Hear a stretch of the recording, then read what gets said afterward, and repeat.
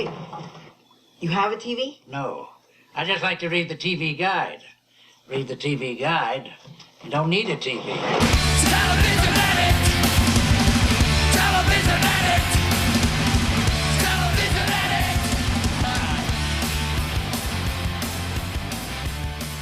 Hey everybody, welcome to a bonus edition of TV Guidance Counselor. I don't know why I've gone full radio here, or that's more like baseball. I think I've heard of baseball. Anyway, welcome to a bonus edition of TV Guidance Counselor. I am Ken Reed, your TV Guidance Counselor, the on hiatus stand-up comedian who's been doing this show since February 14th, 2014. Each and every week, someone comes on the show virtually for the last year and picks a TV guide from my personal collection. I scan it, send them a PDF. They go through and pick what they'd watch that week in history, and we discuss their choices. That is the show. This week, I had a chance to talk to two amazing people. If you heard my Dom Jolly episode earlier in the week, that was super fun. If you didn't, go back and listen to that. You don't have to right now. You can listen to this first. It's not serialized, everybody. You can listen in any order. But I also had an opportunity to talk to Mike Mignola, who you may know as the creator of Hellboy, among other things. Amazing artist, great comic book artist, great just artist generally, and writer. And I've wanted to talk to him for a really long time. This was so fun. I was so glad that I had the opportunity to chat with him. So you get the opportunity to hear 2 episodes this week. You're welcome.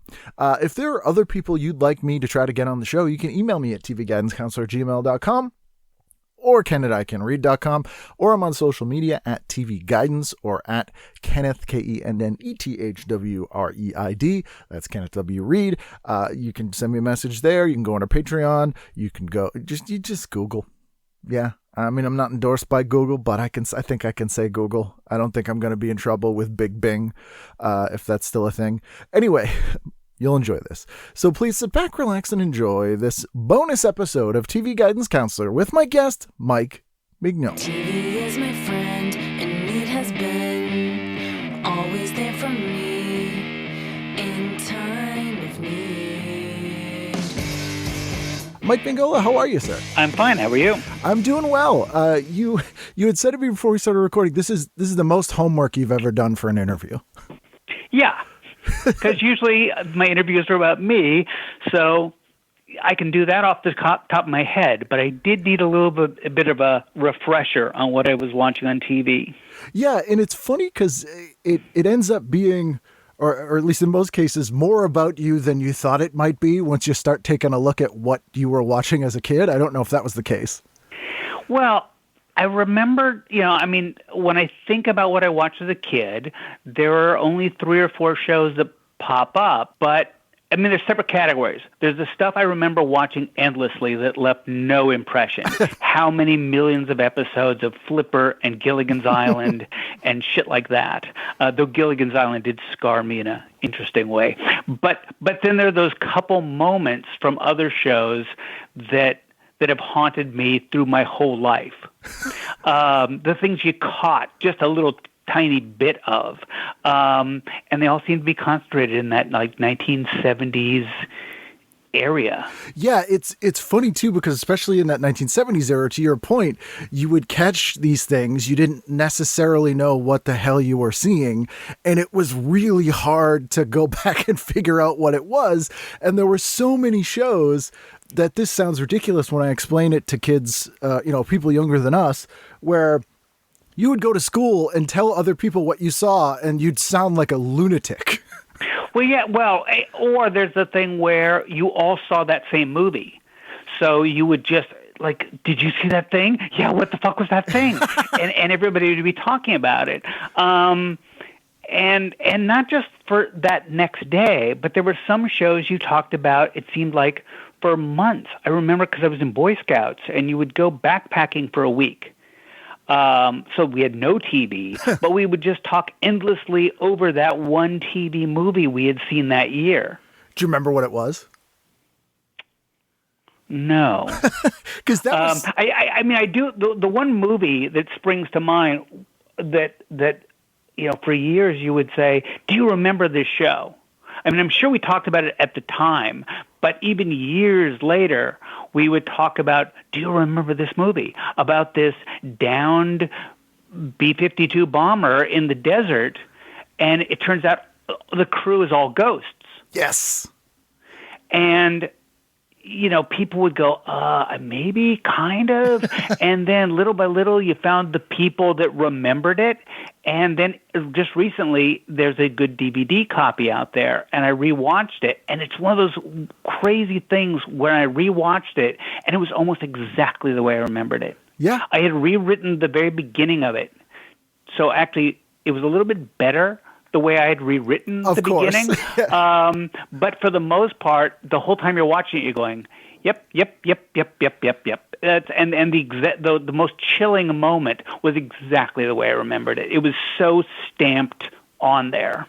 It's so weird because when we watched these things growing up, when the idea of having a VCR wasn't even, I don't even think sci-fi had gotten that yet. Oh, no. And so when you watch these, you made sure that you wide-eyed recorded every second in your brain because you're like, I will never see this again.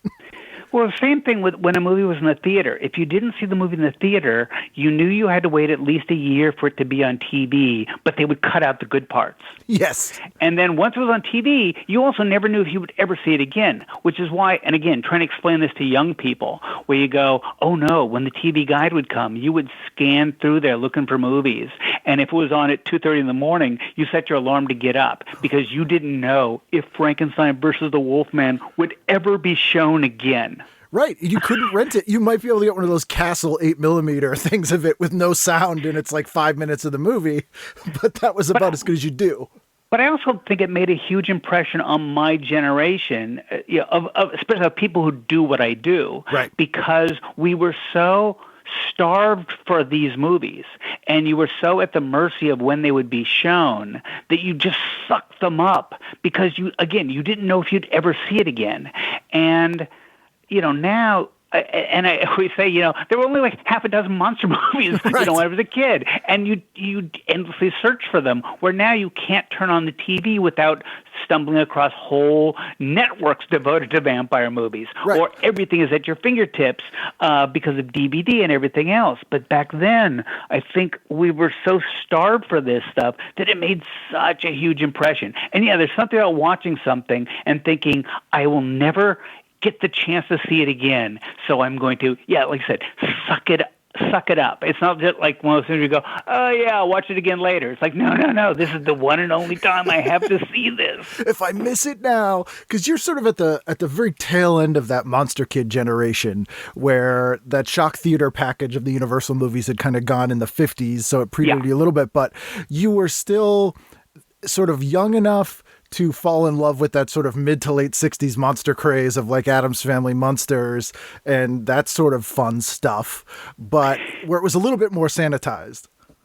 Yeah. I mean, I always, like one of the big questions I always get is, well, where does this love of monsters and stuff come from? And I can't pin it down. And to me, I know what book did it. Dracula when I was like 13 years old, 12, 13 years old, which is, again, right around the time we're talking about. Mm-hmm. But there had to be something earlier. And I remember, as a kid checking out of the library a book on ghosts and a book on Norse mythology. But it's like, but there had to be something. I got to think it came from TV. There had to be something I saw early on that made me go, ooh, monsters, that works for me. And was it the Munsters? Or was it Outer Limits, maybe. I'm trying to think of early to mid 60s. But you know what? Because the way our TV was, we got all the standard channels. And then there was UHF? Yep. There was that other dial that didn't work in our house. Right. Except maybe you'd get just static. But that's where the Addams Family was. That's where Twilight Zone was. That's where Outer Limits were, which I heard people talking about for years, but I'd never seen any of that stuff. Wow. So we got the Munsters. We got basically the lowbrow version of everything, in our house. We didn't get the Marx Brothers, though they were there. But we watched, the Three Stooges. Right. The Three Stooges and Abbott and Costello we got. And years later, like in art school, people are saying to me, wait, you've never seen the Marx Brothers? And you've never seen the Addams Family? It's like, no, the Munsters. That's what we got. Yeah, but I mean, as a kid, the Munsters looked better, and the Addams Family was a better show.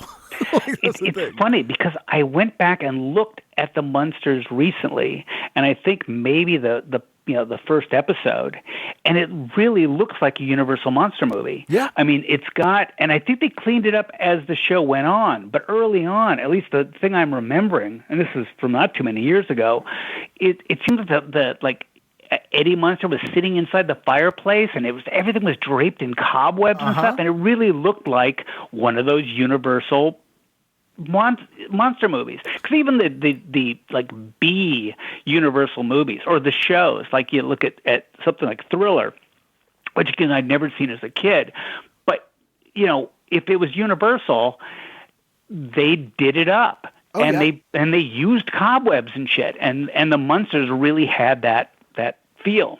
Yeah, and in the pilot of the Munsters, Butch Patrick doesn't play Eddie Munster. They have another kid, and the version of Eddie is like really monstrous. He's terrifyingly scary, and they kind of made him a little more kid-friendly when they recast him. But there's stills of it and footage you can find on YouTube now, and it's like a ferocious werewolf child. Wow. And it's really scary. I remember seeing stills of that in one of those books they had from the 70s that were like monster movies, like the most generic titles. And, all the info would be wrong in them, but you'd see pictures you never saw anywhere else. Well, and those were the books that we, because I in around, whatever years, because I didn't see a lot of the horror movies, the good horror movies when I was a kid, but we would go into Berkeley, because I grew up in Oakland, we'd go into Berkeley, and we'd buy all those books about horror movies, and they were like checklists. It was like, oh my God, I've never heard of any of these movies. Someday they'll be on TV. Because again, you still couldn't dream of DVD and videotape, but someday these things will be on TV. I got to keep an eye out for this thing and this thing and this thing. And, I never saw any of the good Hammer films. So for years, I just imagined how great these mythological films must have been. And, so every one I finally saw was almost all of them were just a crashing disappointment because I'd built up in my head how amazing these things were. Because the ones we saw all the time as a kid, even of the Universal pictures, it just seemed like the one that was always on Saturday was Dracula, which is maybe the dullest one. Oh, it's so boring. And it's funny, once I saw the Spanish Dracula, that one they did on the same sets, I was like, oh, this could have been a much better movie, original Dracula. Yeah. And I probably saw Frankenstein, but again, I somehow, even though it's one of my favorite movies now, as a kid, I never saw Bride of Frankenstein. How did I miss it? It must have been on TV occasionally, but I remember I was in my late teens when I finally saw Bride of Frankenstein, and I just remember just my jaw hanging open going, oh my God. Yeah. Frankenstein and Bride of Frankenstein, there's a billion years difference between these two movies. Oh, yes. Yeah. Bride of Frankenstein always strikes me as a movie where someone's like, hey, I'm probably going to get fired, so let's just go for it. You know what? I think of it like those first two Tim Burton movies. The first movie, it's like, I will give you a studio movie. That made money. Now leave me alone to do what I want. Right. And that's so much what Bride of Frankenstein seems to be. It's like, make a sequel. We don't care what it is. And Whale went, okay, I'm gonna play now. You guys just don't care. It's fine. I can just, okay, I'll see you guys in 6 months. Yeah. Like, that's kind of thing. When did you finally see those Hammer movies? Do you remember how old you were? God, most of them I don't think I even saw until I was watching them on DVD. Wow. Because I just don't remember them being on TV. They rarely were. We would get some on some of our really high on the UHF dial stations here because they were like extra cheap, the Hammer movies. Weirdly, because, they look so good. I have to take it back, though. There was one I saw, because for us, as, in my early years, in Oakland, California, we had Creature Features. That was our Saturday night, late night monster show. So they must have owned a copy of was it The Evil of Frankenstein? Oh, nice. And that thing scared me to death. Well, that's maybe exaggerating, but it made such a huge impression. Kiwi Kingston as sort of their version of the Karloff monster. I find all Hammer people hate that one, but to me, I loved it. The monster was so disturbing. That one I saw over and over, and then there was another Peter Cushing one with these glob things that suck the bones out of people. Oh. Island of Terror? Yes. That is an obscure one, too. Yeah, those were the two that were exotic because they were British. Right. A little bit classy, a little exotic. Because when you mentioned that you hadn't really seen those two in depth, and it shocked me that it was in the DVD era, because one of the first things I remember seeing of your work was the Dracula adaptation. And I feel like that is... I mean, it's its own thing, but it also incorporated, in my mind, a lot of the great visuals from the Hammer movies without the kind of boring stuff from the Hammer movies. So was that something that you picked up just from the script or from working on?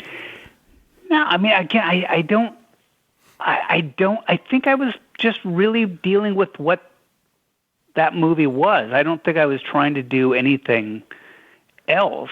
I certainly didn't consciously bring anything else into it. Yeah, I don't know. I mean, maybe that's why it's such a sort of a novel take too, because you're almost not, in some ways it might be easier to adapt a piece of work like that when you haven't been inundated with every other version of it on Earth. Yeah, I mean, the beauty of that adaptation was Coppola and his people were really forthcoming with material. So I was given access to basically I would go up there to Zoetrope in San Francisco, and there were just bales, I mean, big folders full of photo reference. And they would just basically say, take whatever you want. Write down the numbers of everything that you see, and we will make up prints for you and send them to you. That is very forthcoming, because I remember talking to, I think it was Rick Veitch maybe, or Steve Bissette, who worked on 1941 adaptation or one of the Star Wars ones, and they got nothing. It was like, do this adaptation, you don't get it, just make it up, but make it look like the movie that we're not showing you. I mean, yeah, I remember, like, I think it was Walt Simonson talking about either 2001 or may even been Alien. Though Alien, he must have had a reference. Yeah, but I think it was like 2001, or not 2001, what's the Spielberg? Close Encounters? Close Encounters. That it was like, we're going to show you this movie. No, put your sketchbook away. We're going to show it to you, and that's it. And then you got to go draw it.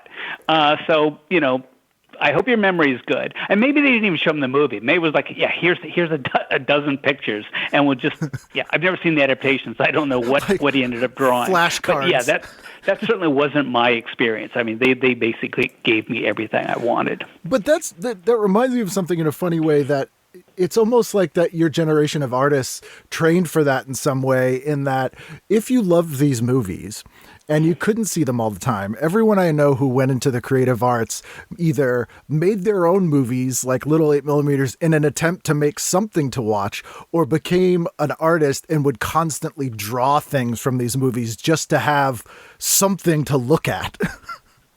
Yeah, you know, the thing is, I think my thing was I became a book hoarder.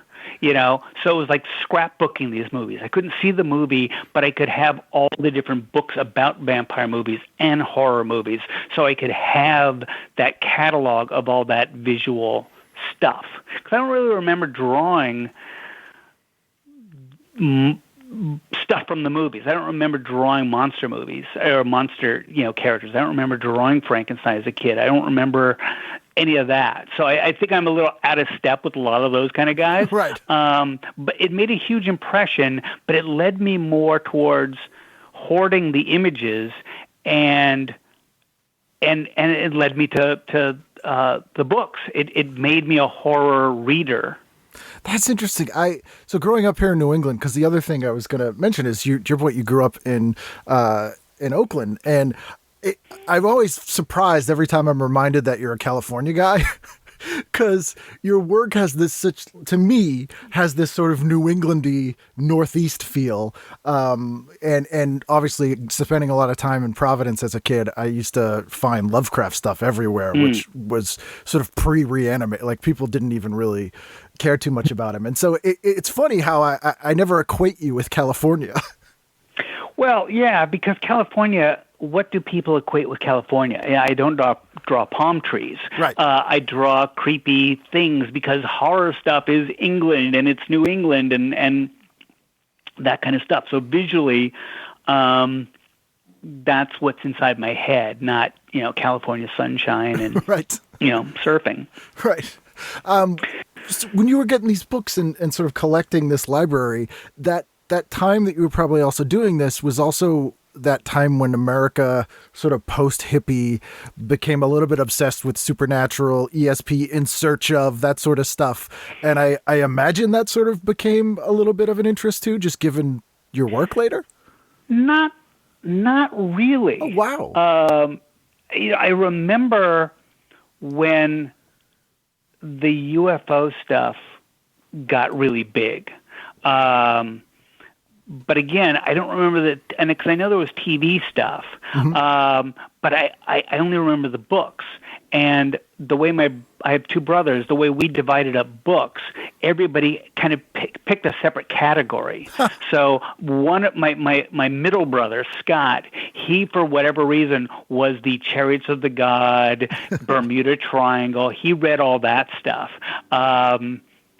But no, that wasn't really me. Because again, I never really had that much interest in.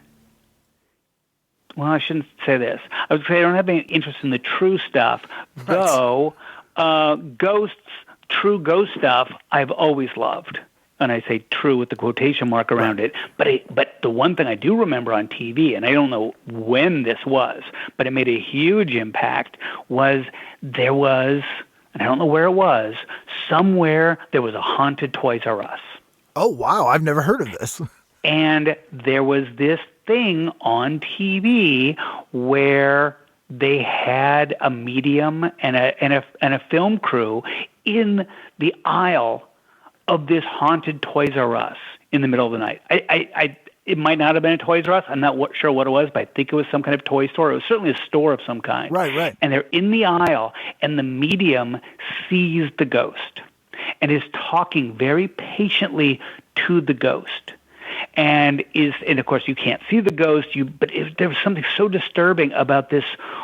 I think it was a woman speaking in this very patient way to this figure you couldn't see. And I remember saying, he says we're sitting in the water because apparently there used to be a stream there or something, it was so, I can kind of half still see it in my head. And I can certainly hear the tone of voice as she's trying to explain to this spirit that, no, we're actually not sitting in the water.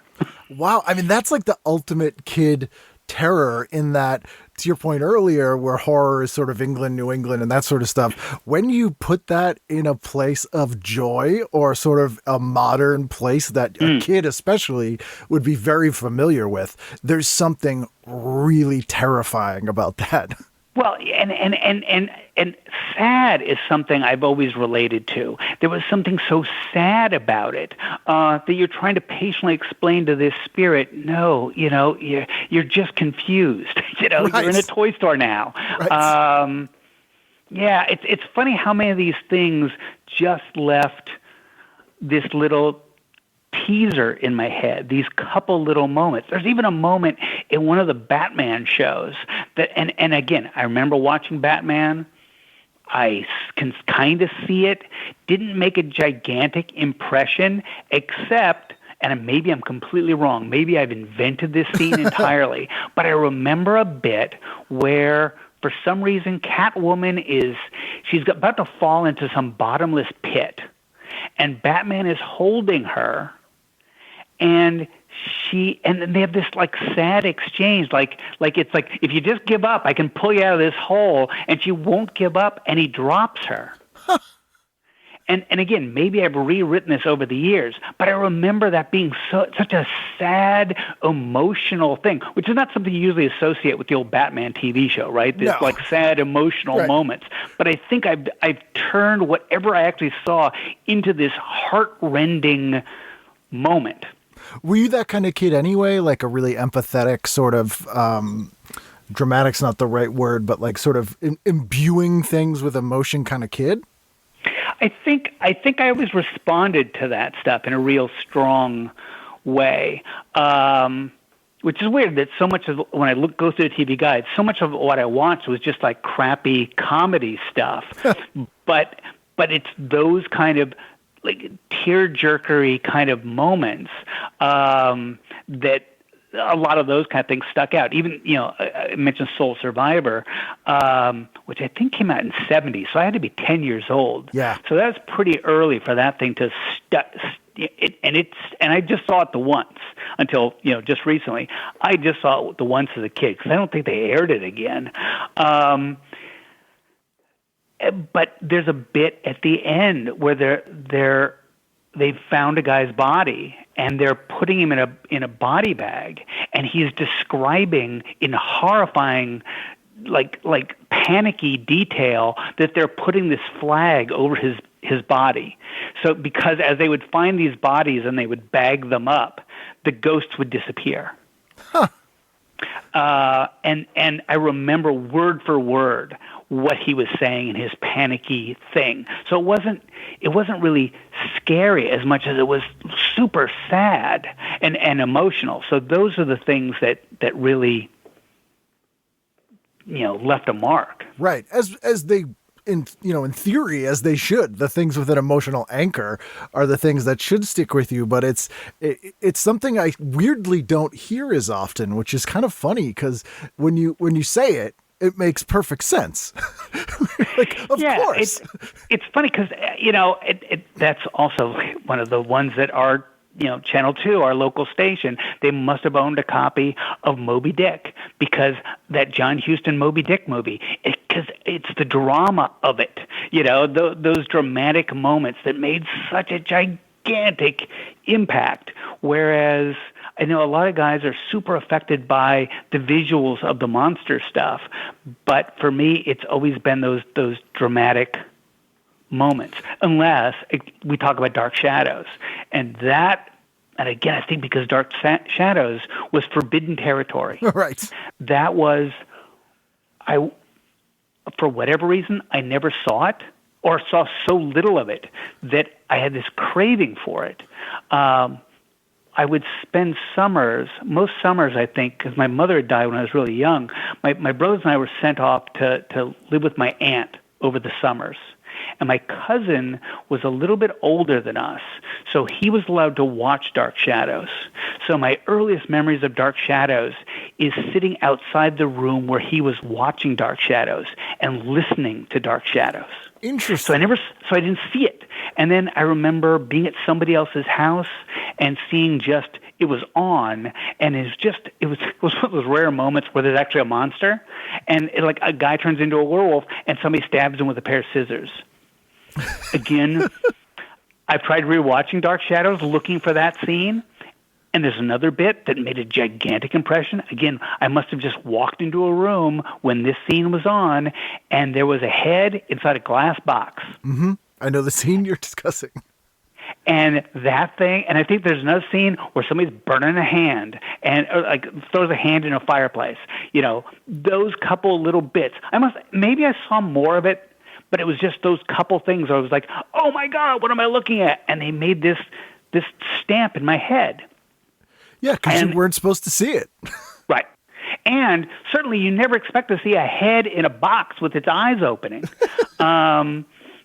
But and again, I have not, and I know where. I've got all the DVDs. I know where the storyline with the head in a box is. And one of these days I will rewatch it and see just how terrible it is. But I also, one of those things, and And it's one of those things I've never really compared notes with anybody about Dark Shadows, 'cause I don't really find that many people who give a shit about Dark Shadows. Right. But I remember coming home from school, and I looked it up in the TV guide. It was on at 4 o'clock. Mm-hmm. So it makes sense that it would have been on just as I came home from school. And at one point we had because we had housekeepers, and must have had one of those housekeepers who was actually watching Dark Shadows. Because I remember coming home. It's the only memory I have of watching Dark Shadows in my own house. Coming home, and it may have been. It seemed like it was the very last episode. It very well could have, time-wise. Yeah, because there's some kind of curse, and if you spend the night in this special room, you break the curse, and and that's what I remember seeing is that, you've spent the night, and the ghost shows up and says basically the curse is all lifted and everything's going to be great now. And then at the very end, there's a scream and somebody outside has been attacked by a wolf. It was this weird kind of, the show is over. Except if we get renewed. Just have somebody just got mauled in the front yard. We want to give ourselves a little something to latch on to. Yeah, just in case they demand it. They're shutting us down, but let's see if they're really going to shut us down. Right. And again, I've got them on DVDs. All I have to do is pull out the last DVD and see if that jives with my memory at all, which maybe I will do one of these days. It's a weird thing to do that, though, because to Soul Survivor, pleasantly surprised that it holds up. Other things, and Dark Shadows may be one of them, in that show is more soap than scary. And so, with all the limitations of soaps. It's I did start a few years ago when I got the DVDs. I did say I'm going to go through the whole thing, and it's rough. Yeah. But it's so funny because there are certain episodes that are packed with stuff.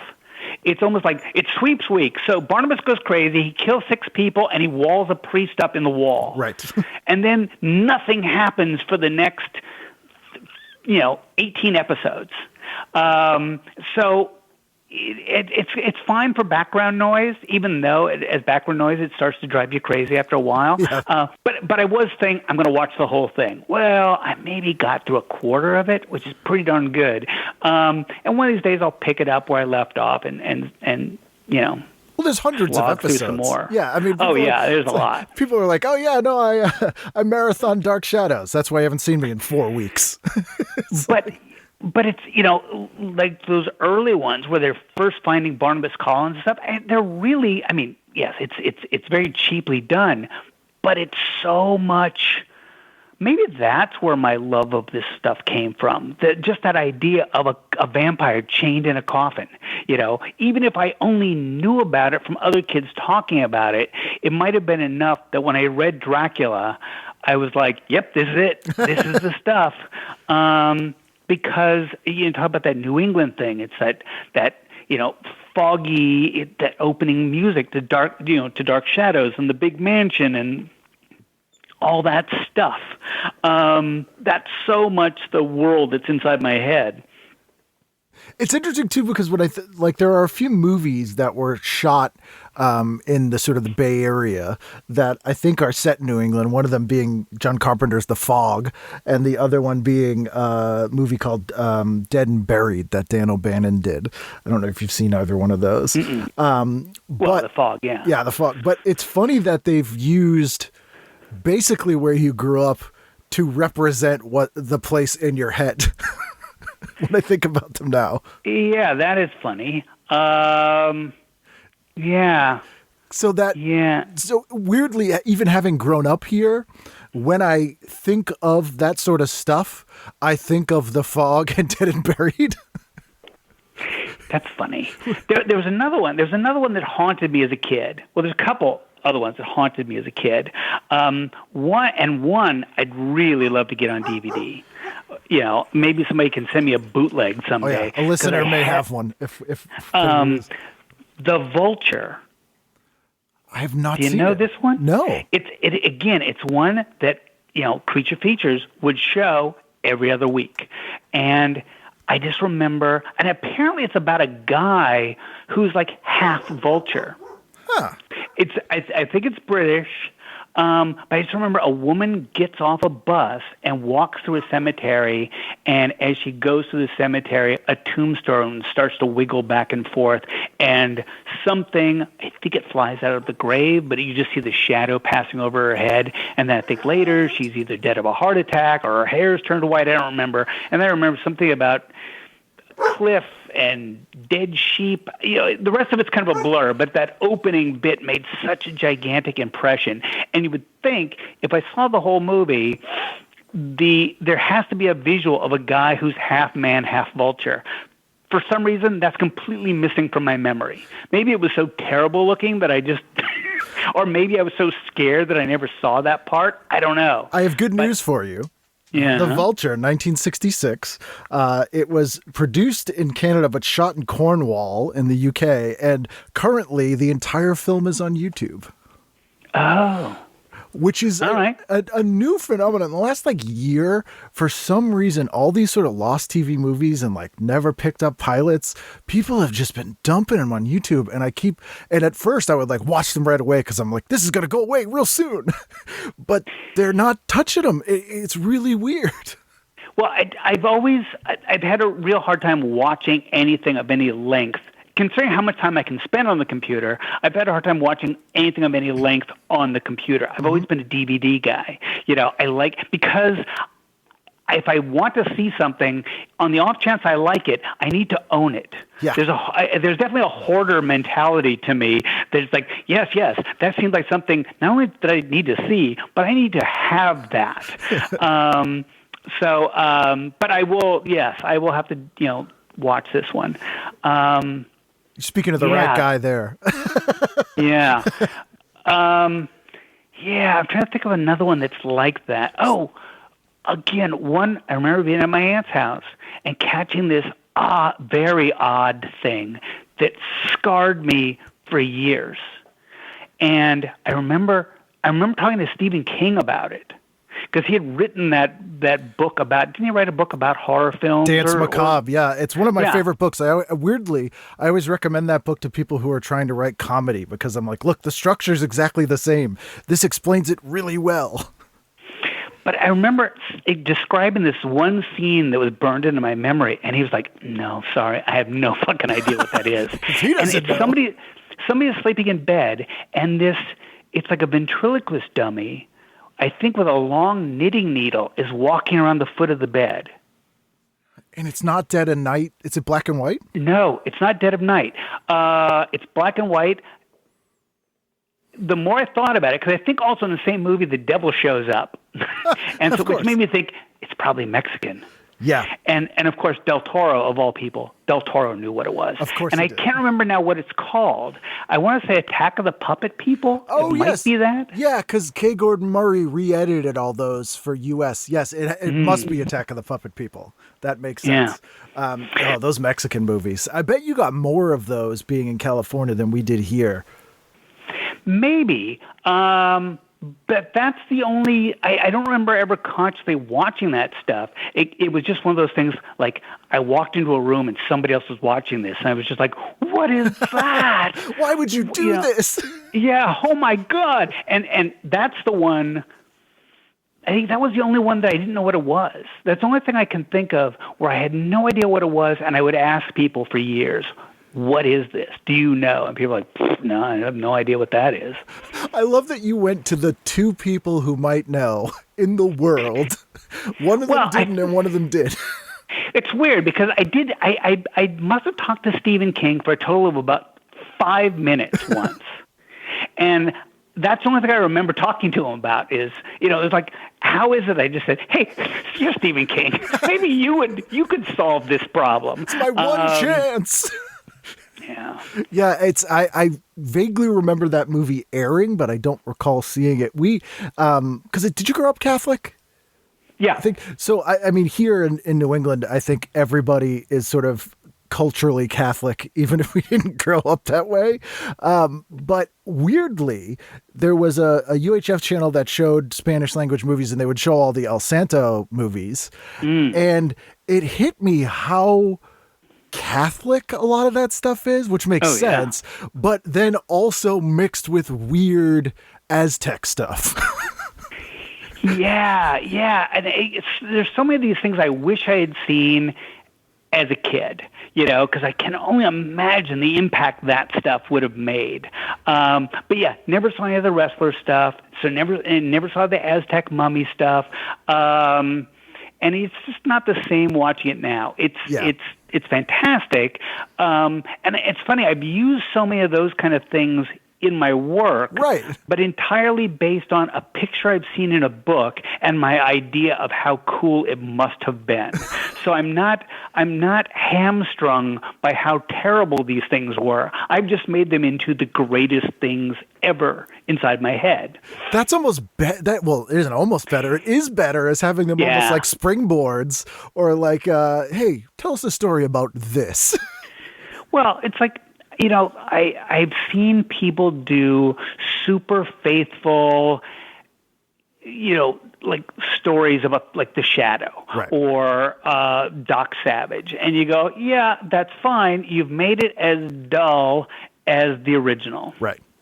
But to consume that stuff when you're 12 or 13, which is when I consumed that shit, and then you mix it with leftover Jack Kirby stuff from the Fantastic Four and everything else in your brain, and you chew it over and chew it over and chew it over, and you spit it out as something else, then you've supercharged it, you've mixed it with other stuff, and you've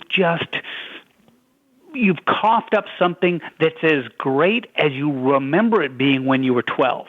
Yeah, I mean, I always equate it with, I do not enjoy the band Kiss, but as a kid, I would just see pictures of Kiss, and I loved horror movies, and I'm like, this band's probably fucking awesome. Yeah. And then I heard them, and I'm like, oh, this is like lame disco. Just like, this is not what I wanted. I was at that age where not only did I love the visuals, but that was my favorite band. Yeah. Yeah, Kiss meets Phantom of the Park. That I did not. I probably saw it. I think I was past it by then. The only Marvel comic with actual blood in the ink. I do remember that. What a gimmick. Oh God! And that was. You think about it. Kiss might have been my second favorite band after the Partridge Family. Again, the 70s, and I was probably 11, 12 years old. Gigantic crush on Susan Day. Yeah. I mean, that was the law back then. I think I was just at that age where it was just like, I was looking for something, and it was like between her and, again, I don't know what year it was, Jenny Agutter in Logan's Run. Yep, 73, I think. So, yeah, it would have been around the same. Jenny Agutter and Logan's Run. So many people. That made an impression. The Kirby thing, and I say this to so many people because obviously I assume you're a big comics reader at this time. Yeah, I was. Kirby, and I say this to people all the time, I'm like, oh, everything we have in popular culture now? Kirby. I'm like, Kirby in 1970. Oh, string theory? Pretty much Kirby. Like, it's like a very weird thing about how much he's influenced, I think, a lot of the popular culture people have now, but like 3 steps removed. Yeah, it's funny because I wasn't a DC guy. I was only a Marvel Comics guy. I didn't see a lot of the weirdest of the Kirby stuff. You still saw Devil Dinosaur. No, but I didn't, because that was Jack coming back to Marvel, and right. Around that time, I was getting out of comics. Right. So I do remember the 2001 stuff, which I liked, and around the same day, did the Eternals, which I really liked, which also tapped into that whole Chariots of the Gods stuff. That was very cool. But by then, I was pretty much sliding away from comics, and some of the stuff Jack did was just really wonky stuff. Yes. Yes. When he came back to Captain America, it was there was some very disturbing stuff he did, but also some pretty goofy stuff. So yeah, I was on my way out. So it was when he was doing Fantastic Four, when he was doing Thor, that was Right. the stuff that really, put the hook in me.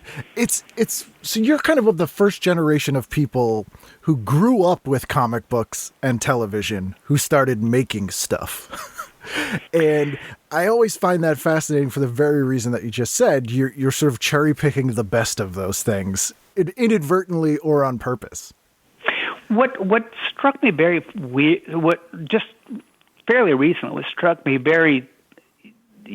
about comics, and especially about Marvel Comics, is when I started reading that stuff, when I get seriously into comics, Marvel Comics, the Jack Kirby, Stan Lee stuff, the superhero stuff, had only been around for about 10 years. Which is crazy. Because it was such a gigantic world that had its roots back in the Western characters and all this other stuff. And you just felt like it was something that had been there forever. And at some point, I'm 25 years into Hellboy, By the time I was 25 years into Marvel Comics, I had lost interest. Granted, it was a much bigger world with a million more people working on it, so Right. it made it a much bigger thing. But in 1970, it felt like it had been around forever. Yeah, I mean, where you're at Hellboy now chronologically is like 1986 for Marvel. Yeah, Which is kind of insane. Nobody remembers, Right. for good reasons. Yes. Yeah, it's very weird. I think that the stuff that happened in the first part into the mid-century of the 20th century, it seemed like each year was a decade. And I think that's from the innovation or just because so much stuff was new, maybe? Well, yeah. I mean, if you think about this way, when people talk about Kirby, it's easy to say nobody will ever do what he did because between him and Steve Ditko, but Ditko, I think, to a much lesser extent. Yeah. Kirby was inventing shit with Stan, but inventing new shit every 10 minutes. Yes. So that there's this explosion of those first however many 10 years, whatever it is, and then everything since then, 90% of everything since then is feeding off of what was created in this explosion. Yeah. But that's sort of true of a lot of pop culture I've found, where in some ways I feel like we're in this post-apocalyptic sort of we can only make stuff out of things we already have world. It's almost like Mad Max pop culture. Well, yeah, I mean, I've heard that very cynical thing of every story has been told, and reinvention is the only thing that can be done now. I had an argument with somebody once who was saying that basically Neil Adams had invented Batman. And I was trying to explain. It's like, well, no, because he didn't. Right. Because there was a Batman. He goes, yeah, but Neil reinvented it so completely, it was basically invented. I'm like, no, because there was a time where there wasn't anything called Batman, Yes. and then the next day there was something called Batman. Yes. So we can say this guy invented it. He was an asshole Yes. by all accounts, but he is the guy who created Batman. Right. But no, because there was Zorro, and there was this. It's like, yeah, But that wasn't Zorro Batman. wasn't Batman. Somebody had to put that shit together. Yeah, for sure. Yeah, but it's hard. I guess the way I would say it that's somewhat less cynical is that it's harder and harder to do that in a way that innovates. Yeah. Just because there's so much stuff. Yeah, and everybody, I mean, God, I can't tell you how many of these meetings I've been in where people are like, well, we can't do vampires because vampires have been done. And we can't do this because it's been done. It's like, it's been done. When was the last time it was done well? But there's that sense of, oh, it's all been done. Well, then what do you want? Well, we want something different. Well, you give them something different, and they go, this is great. We love this because it's never been seen before. And then by the end of that meeting, they're starting to turn it into something that they've seen before. Oh, totally. It's like we want something original, but we don't know what to do with it if it shows up, Yeah. which is why it's always frustrating to me when you see a movie advertised as a comedy. And because it's not really a comedy, but they didn't know what else to call it. So they cut a trailer that made it look like a comedy. So then when you go see it, if you go see it, you go, that was a really cool movie. Why did they try to sell it as a comedy? Because somebody's job it is to sell these things. And nobody can put something out there saying, this is a movie unlike anything you've ever seen before. Yeah, people need to, especially non-creative people and executives. I mean, I've been in pitches where they're said, this is our favorite show on our channel. Do you have a show like that? And I'll pull something out of my ass and they'll go, we love that. Write it up. And I'll bring it in and then they'll go, this is too much like that show we told you to make something like. It's like goes both ways where you're like, so you want something new that you've seen before? Well, I think there's always that guy in the room who's trying to do the math. This plus this equals success. And comics, like anything else, has gone through that. You'd heard stories about an editor who will say, or editor-in-chief who will say, green covers. We've done the math. Green covers sell. Yeah. No, it's just if it's a good thing, and but nobody knows. You start talking about, but this is good and this is bad. Then you run into people going, I don't know what you mean. Right. I remember, again, one of those early conversations I had with some kind of studio executive guy, and he mentioned some movie, and I said, yeah, but it's a terrible movie. And he looked at me blank-faced and said, it made X amount of money. And it wasn't even joking. Yeah. He was like, it made this much money. What do you mean it's a bad movie?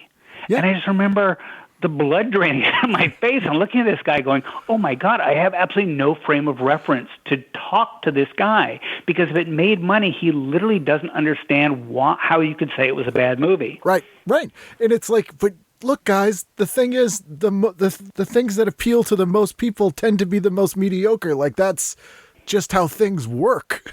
So you're using the inverse of quality to dictate what's good.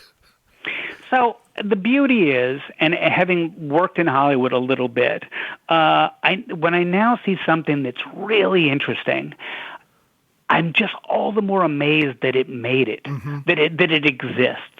And again, especially even with old movies. You look at old movies, you go, oh my God, there was a time where it was possible for this thing to have been made. How lucky are we that these rare gems exist, or occasionally they still manage to get made? Because especially with this new stuff, I know how many people were in that meeting trying to make this thing not exist. Yes. Whereas I think the beauty of the old stuff is it was like, well, can you make it for $1? Right. You can? Fine. Bride of Frankenstein, we don't care. Just bring it in 8 weeks or whatever it was, and that's fine. Yeah, the kids, it's got the monster, it's got the Frankenstein running around. That's what the kids like. That's fine. You're the expert here. You make the monster. Here's the money. Just do it. I don't know. You do it. And then it's like, but see, there's a scene where he's sort of crucified, and there's this whole Catholic thing, and they're like, fine, you got the monster killing a guy, right? Yeah. So that's fine. But there's a whole gay subtext. Whatever. Is there fire? Fine. Well, the thing to me, the killer to me in Bride of Frankenstein is, and it was one of the things that made my brain explode. Again, the emotional stuff, the sadness with the old man, the old blind man, and he's tucked Frankenstein away in bed, and he's and the Frankenstein has a little tear come out of his eye, which is fantastic. And then the screen goes black except for the crucifix on the wall behind him. Yeah. And it's like when you see the demon face in The Exorcist. It's not there for long, but it's there long enough that you go, whoa, what the fuck was that? Right. Someone walked over my grave. Yeah, just one of my favorite things in a movie, because you just go, it's like somebody purposely said, and then we'll just have the crucifix there on the wall for a bit. Yeah, it's those things that, this is a weird analogy, but a friend of mine who was a TV writer forever said they used to call moments like that tuna sandwich moments. And what they meant was, in the old Mary Tyler Moore show, like the plot would be going on, but Mary, Rhoda would come in and Mary would go, you want a tuna fish sandwich? And she'd be like, oh, I don't know. I'll make you one. And then they move on to the plot. It's something that has nothing to do with moving things along, but adds all this color and little moments into something that makes it so much better. And, you know, she was saying in the context of now that a TV show's 20 minutes, you have no room for any of those moments, but they do have this massive effect, like one shot or one image. Yeah, it's when characters get to have a conversation that doesn't move the plot. You know, it's recently I've been reading like spy, in that spy fiction, but like crime fiction, and I started looking for, that seemed like just a comment that was so weird and not part of the story. But I got to flag it mentally because maybe that's the thing that we're going to come back to. And I always love when you don't come back to those things. Because they're going to talk about this weird thing for a minute. Yeah. It's the same thing in movies or TV. Just having those moments that are just amazing. But you know, they didn't come from a studio note saying you got to explain this. They're also the first things that get edited out. Yeah. Oh, totally. Were you ever a fan of Jim Thompson's books? Jim Thompson. No, I've never read them, but I know about them. I was a big sort of pulp fiction sort of crime novel reader, but like old stuff, Dashiell Hammond and, you know, the noir-y stuff. Stuff I've just started reading. Yes. And I sort of graduated from that into Jim Thompson thinking it would be the same. And his books are basically only just the stuff that has nothing to do with plot. Like The Killer Inside Me, so many of them are first person books. Which I just bought on Amazon. Oh man, it's book, one of my favorites. Well, I got that with Joe Lansdale because again, it's all color. Yes, it's all character. It's all color. Yes, and that is so much harder to do as a writer because without a plot to entice people or like a mystery, you really have to be good at that to make people engaged. And Joe R. Lansdale was amazing at it. Jim Thompson was amazing at it as well. But there's so few. Yeah, it's kind of, well, and again, I don't want to equate myself at all to any of these kind of guys. On some of my better stories that I've done, it's coming up with a very simple plot. I'm not obviously I'm not a very smart guy. I don't do very complicated plots, but giving myself enough room to have a plot and then string moments along that move the plot. But in between those moments, it's when I'm thumbnailing the story that I kind of just wander off into whatever odd visuals or strange little conversational bits, but I have a skeleton to lay this across.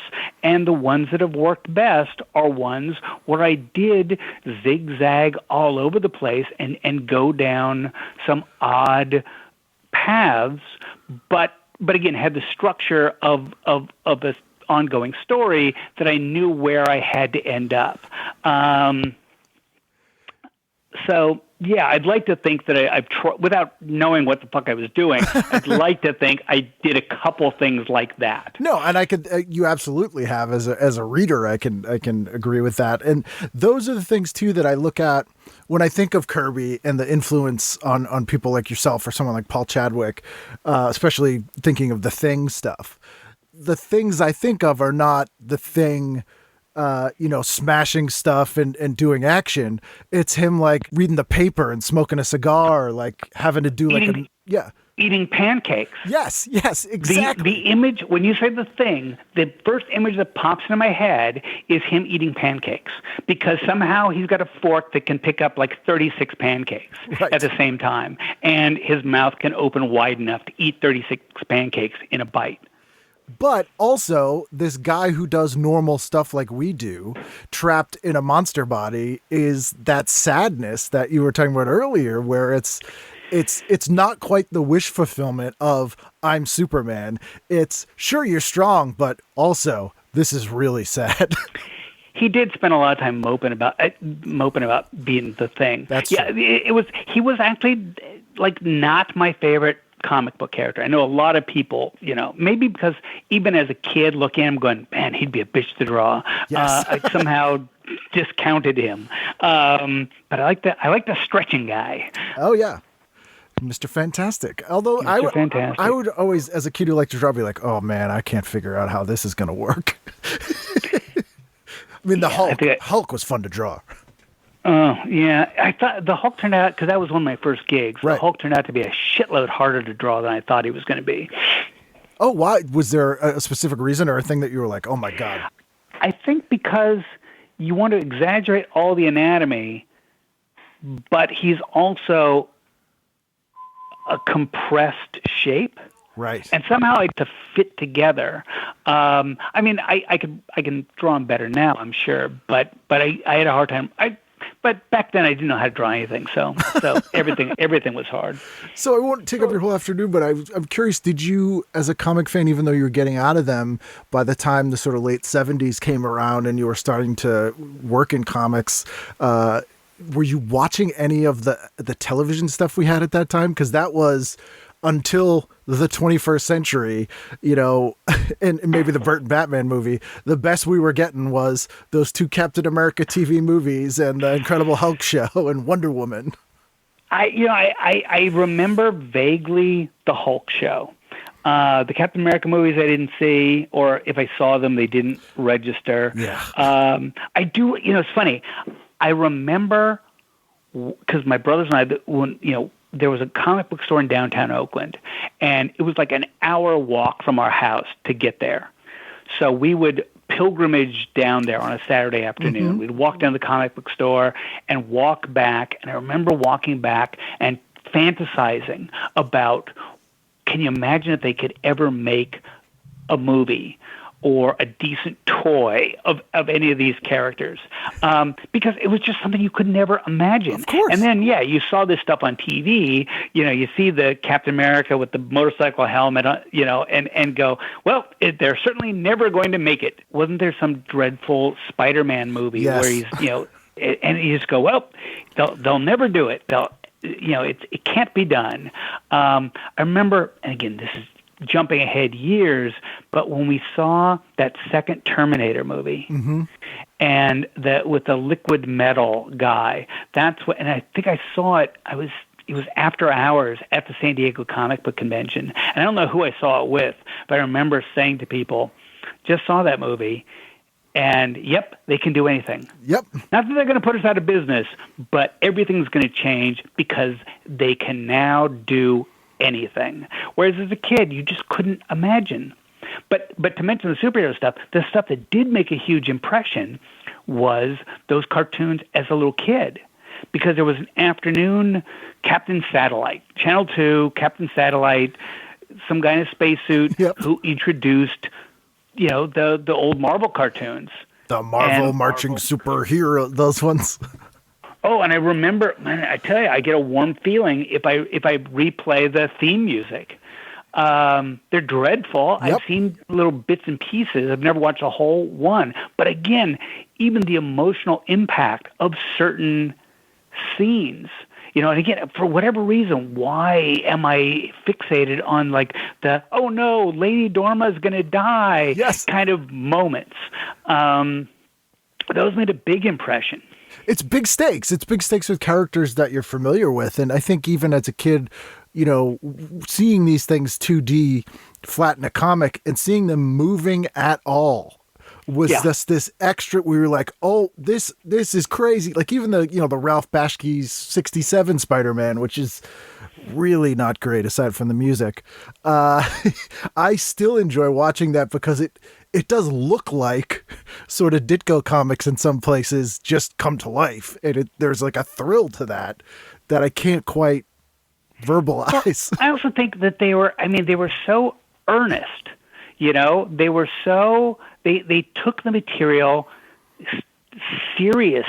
At least that's the way they hit me as a kid, because again, the Captain America stuff was the World War II era Captain America stuff, which to me is when Captain America works best. So if you're going to do the sleeper storyline with Captain America, it was just huge. It was dramatic, and I think there's one where Captain America thinks his girlfriend's been killed or something. It's just it's real.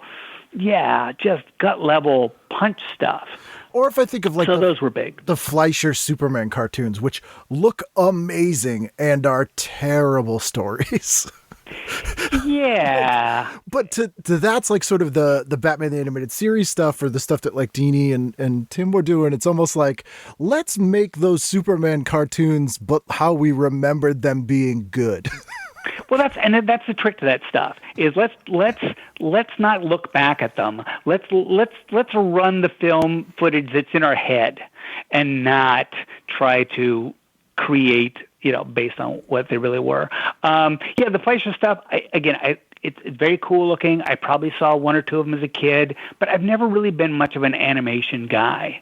I've always been a live action guy when it comes to that kind of stuff. Oh, interesting. So is there anything you've been watching now, anything in lockdown or anything that you've revisited that, we've obviously Dark Shadows for a little bit, but anything that surprised you or a comfort show? No, it's weirdly what I watch a lot, because I'm a DVD guy. Right. Actually, Thriller was something I hadn't seen. But that was pre-lockdown. This is the Boris Karloff hosted anthology show. I had never seen those. So that was like maybe the last thing. And I finally watched all the Twilight Zones, but again, that's going back a few years. But those things that you'd Thriller I'd never even heard of, right. So that was just like a revelation. But then Twilight Zone, to finally watch that stuff, and that's the kind of stuff I can watch now. Lockdown, for whatever reason, I've been watching like British crime shows. New ones? I find something very comforting. When I find that there's 10 seasons of one of those British crime shows, I'm like, well, I'm fine. Yeah. I barely pay attention to who did what. It's just having that comfort thing of the returning characters talking to each other. I've always worked the TV on. Yeah. And as my concentration isn't as good as it used to be when I was younger, I find I can usually not watch new stuff. Can't watch new movies when I'm working. I mean, I can, it just means no working stuff. Yeah. But I can always watch, I can always watch old Boris Karloff movies because I find Karloff's voice very soothing. Same with Bela Lugosi, but to a lesser extent. But that's just the comfort zone stuff, putting on those old things, film noir films, which most of which I have never seen before, but I can kind of just run them as background noise. They're not terribly distracting, and it's just listening to those voices and that kind of imagery is just a very good kind of soothing comfort thing, and it'll get me to sit at the drawing table. I will pace around and look at other stuff, and finally I say, dude, you got to put a movie on, or heaven forbid, you got 10 seasons of some old TV show. Put that on, and that will keep you at the drawing table. Yeah, it sort of sets an atmosphere and sort of pulls your focus just enough away from every distraction to be able to put it on something else. Yeah, and again, like the crime stuff, it's just they're not terribly distracting. Right. Yeah. Are you watching old like Poirot, or are you watching like stuff like Cracker or The Bridge and that stuff? Lately, I've been watching Vera. Okay. Which is almost like I don't know, it's not Miss Marple, but it's in the 20s like or something, right? Well, no, it's contemporary, but it's just this gnarly, tough detective woman solving crimes. I'm not going to watch Murder, She Wrote. Right. That's too funky. And the pro stuff I've got, and I've watched a little bit. It has never really quite hooked me. But that is the kind of stuff, just that crime of the week kind of stuff that I find just comforting to listen to. And it's also they'll solve it every week. Like it's not going to be Twin Peaks. Yeah, and the good shows, there's enough of a backstory to the characters that kind of continues to evolve from season to season. hit a snag on this show Vera, where suddenly between season 4 and season 5 they changed a bunch of cast members. I'm like, oh no, what happened to those other people? Where did they go? You didn't write them out. They just suddenly she's got different people she's working with. Right. You know, that takes some getting used to. Yeah, just I always think about that in like comics or something, where just even if you have different artists drawing a person, you know, a character, they look the same, but it'll just be like, we've recast them. No, they look totally different. Yeah, that is why when I'm using different artists, not always, but especially in longer stories, I'm always trying to work in a scene where we flash back to something from a previous episode, a previous issue. So the new artist gets to draw that same scene. It's just my way of saying, no, it's okay. We're still talking about the same thing. Right. It's not a completely new thing. It might be a completely different artist, but we're talking about the same stuff. Look, here's his version of that scene, so it's okay. Oh, that's I never noticed you doing that because it's so seamless until you've just mentioned it. I'm like, that is actually pretty brilliant. It's also a gag I use repeatedly so people think, oh, all these things are connected. He had this thing all worked out from the very beginning. We're constantly coming up with stuff. We're going, ooh, if we do this, it's going to look like we figured that out 20 years ago. We look brilliant, except we just made it up right now. Long con, man. I've been planning this for 25 years. I got a big, huge board on my wall. Well, I mean, the big advantage with what I've been doing is that there's been one writer, or there's been like 3 or 4 different writers, but I'm always involved. Whereas Marvel Comics, what was always frustrating to me is every time there was a new writer, suddenly the Submariner doesn't want to be in Atlantis anymore. Right. Now he wants to be this, or now he wants to be that. And it seemed like so many of the writers would come in, and the first thing they do is say, well, whatever that last guy wrote, none of that ever happened. Right. Or, we're never going to allude to that again. Whereas I haven't felt the need to go back and, I've written some stuff that I wince at, but I've never felt the need to go back and say, oh, well, that never happened. Right. And you'd also... We may never talk about it again, but I'm not going to go out of my way to say it never happened. Right. And you're not getting an editor who's going to make you write a big crossover event all of a sudden into your storyline you've been working on for a year.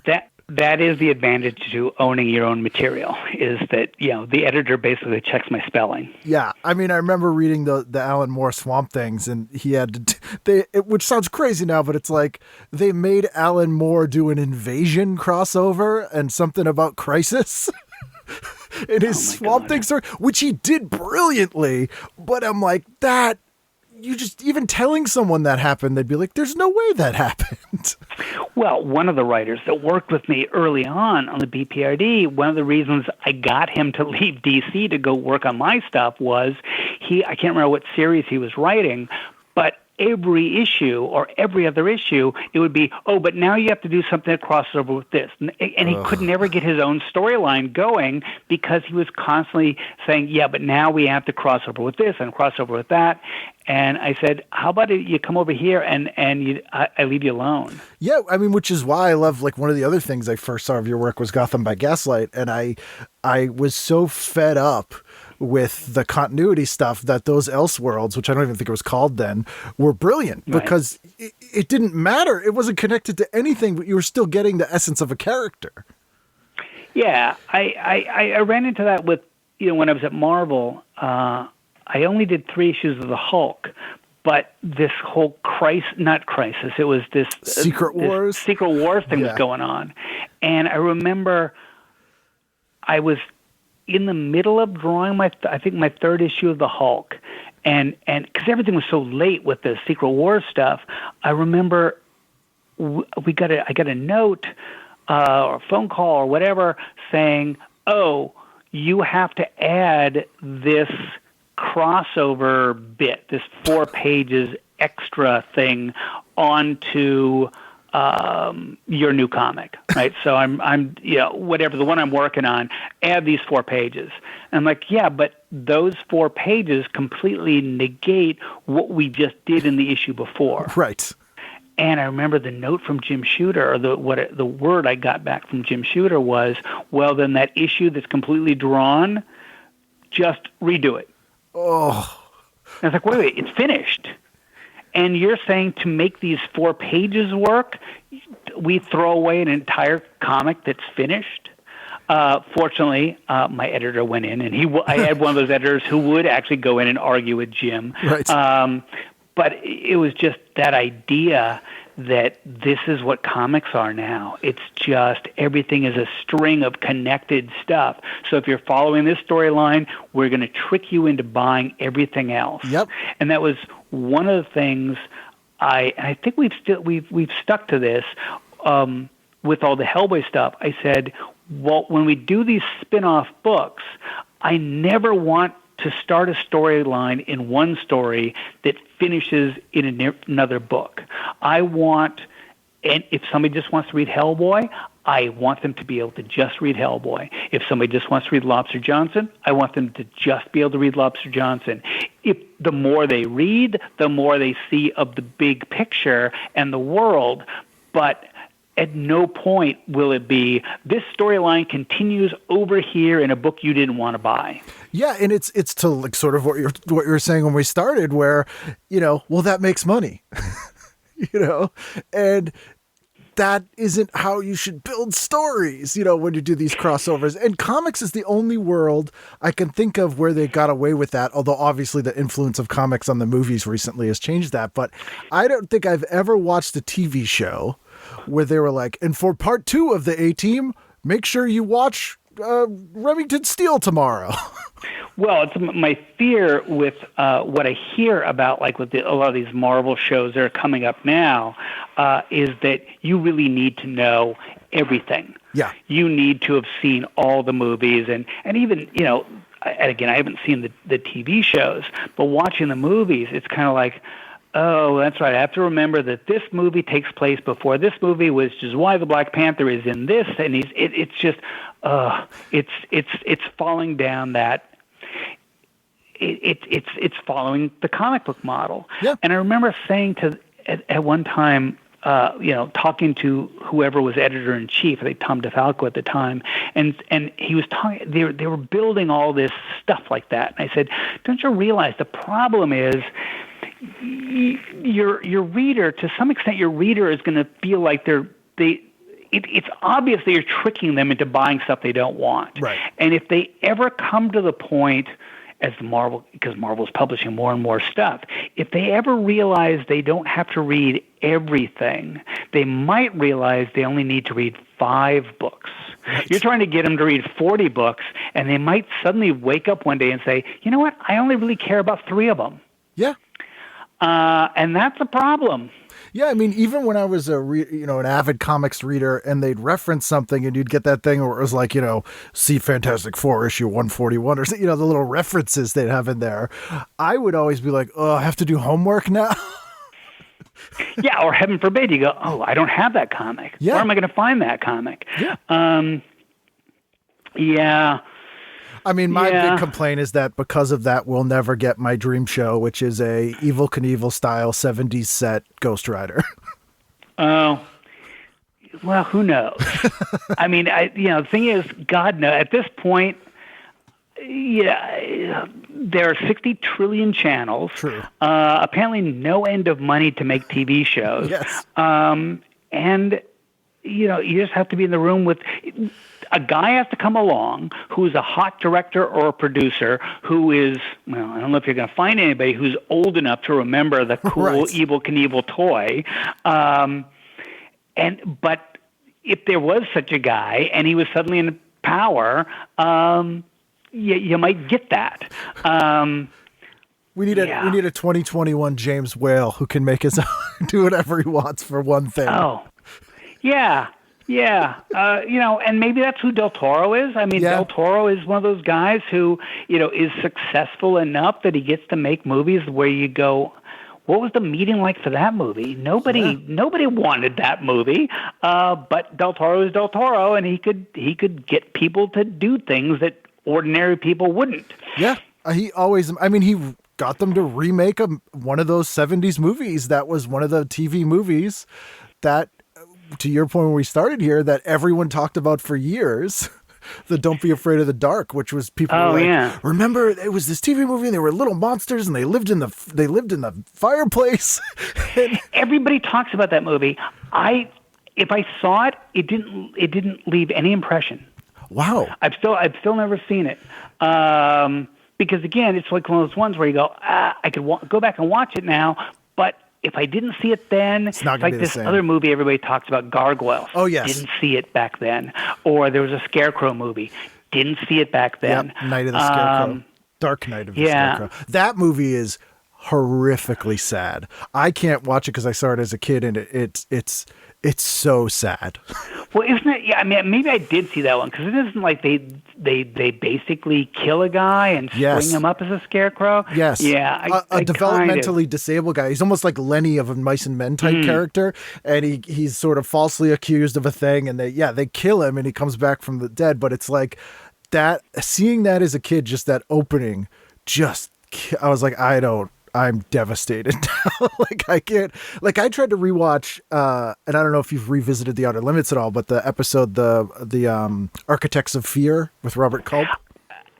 Outer Limits is one I've still never seen most of them. They are great. And this one, if you like sad, The Architects of Fear, and this won't ruin it for you, but essentially what happens is it's what more was influenced his ending from Watchmen. He kind of took it from this, where these scientists decide they're going to fake an alien invasion to sort of unite the Earth.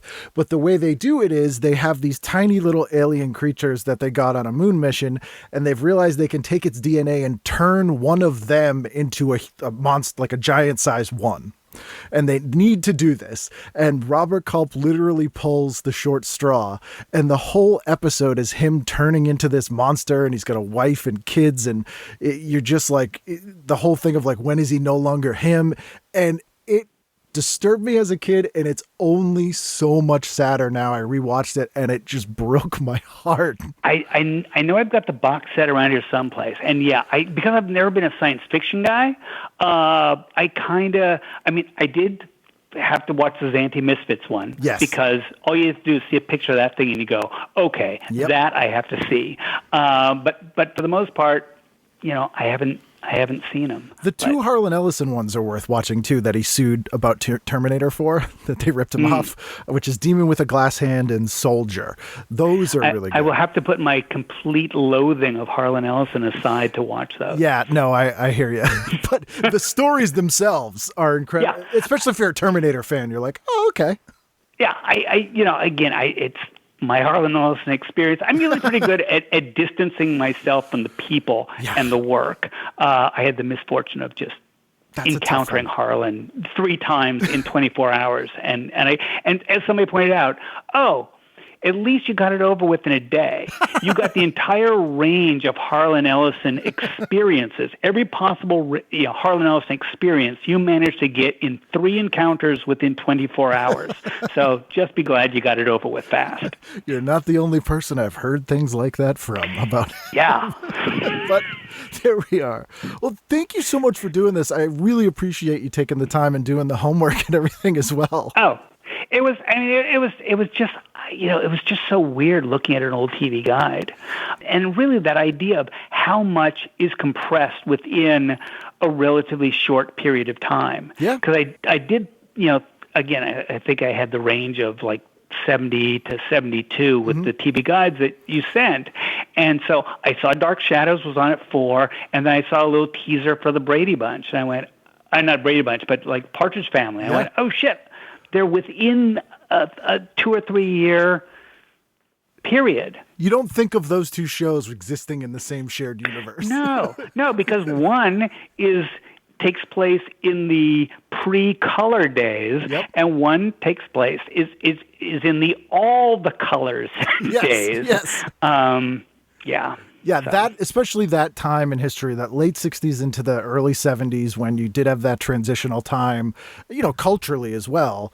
The TV from then is crazy. And, all the made-for-TV movies that people tend to talk about come from that era as well, like The Night Stalker and Trilogy of Terror. I mean, they all happen to be Dan Curtis, but...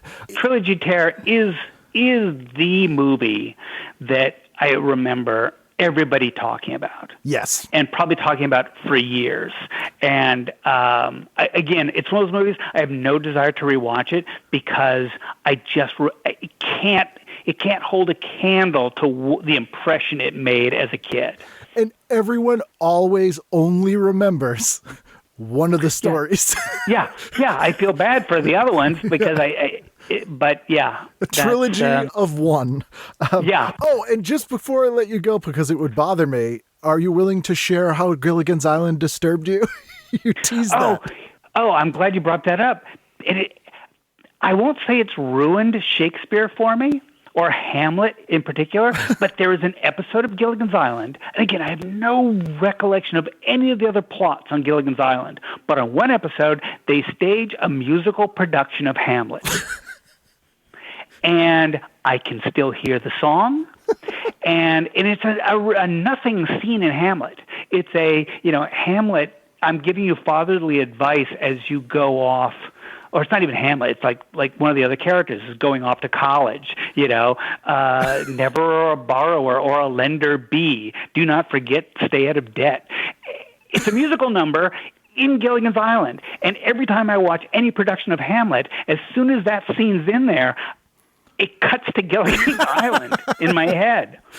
So probably my first experience of Shakespeare was on Gilligan's Island. Yeah, I mean, a lot of people, there's a famous episode of Moonlighting where they do a Shakespeare episode, and a lot of people I talk to, they're like, that was the only Shakespeare I knew for like 20 years. Yeah. All right. It's,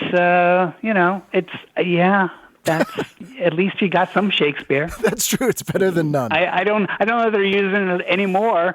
No, but, I don't think How I Met Your Mother did a Shakespeare episode or any other. Golden Girls maybe. But yeah, I mean they probably did Macbeth. Actually, that would have been awesome.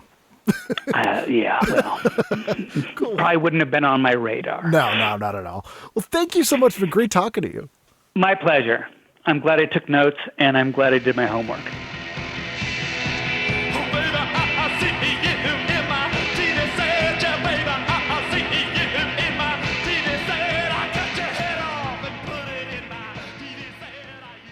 That's Mike. If you're unfamiliar with his work for some strange reason, get familiar with it. There's a billion things you can read. I will send you links. If you don't know where to start, just shoot me an email or hit me up on social media, and I will give you some suggestions. But a good dude and super talented, and I am very grateful that he took the time to guest on my show. Anyway, we'll have more guests on the show next week, so I hope to see you then on a brand new edition of TV Guidance Counselor. Later, she's either dead of a heart attack or her hair's turned white. I don't remember. And I remember something about cliff and dead sheep. The rest of it's kind of a blur.